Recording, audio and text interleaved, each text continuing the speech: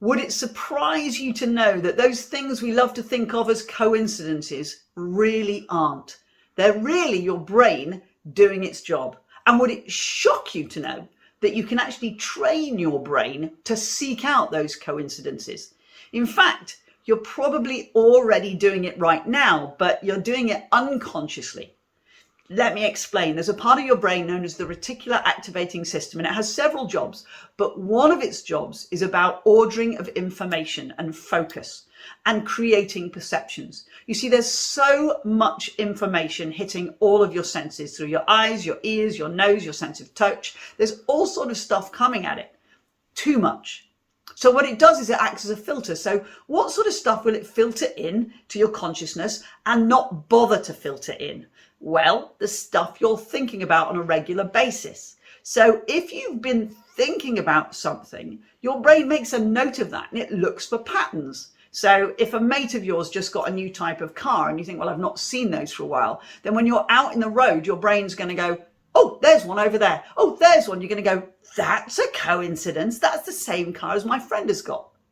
Let me give you another example. A good few years ago, I got a job in Japan. That'll be no surprise to many of you. I've been a martial artist since I was 16 years old, and a job in Japan seemed like a great idea because it meant I could train in the martial arts and work there and get to know a little bit more of the culture. But I also needed to know, well, more of the language, more than punch to the face or kick in the head, which I was quite fluent in. I needed to know a little bit more. How was I going to order my dinner? But I didn't know anybody who spoke Japanese. I didn't know anyone who could teach Japanese. Within the next 2 weeks, I met 3 people who offered to teach me Japanese. Weird, huh? A coincidence, right?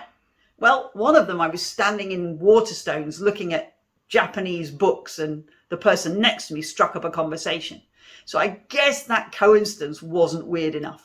But there were certainly some others. Why? Because my brain was seeking them out.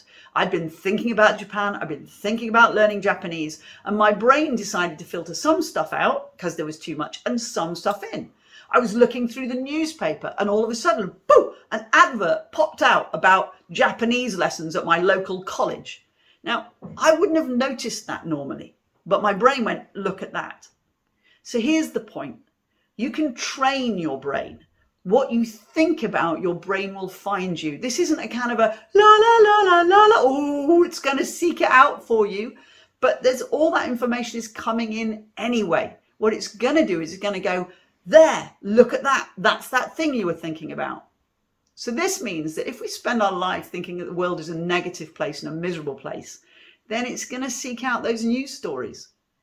If we think the world is a wonderful place, you'll start meeting wonderful people.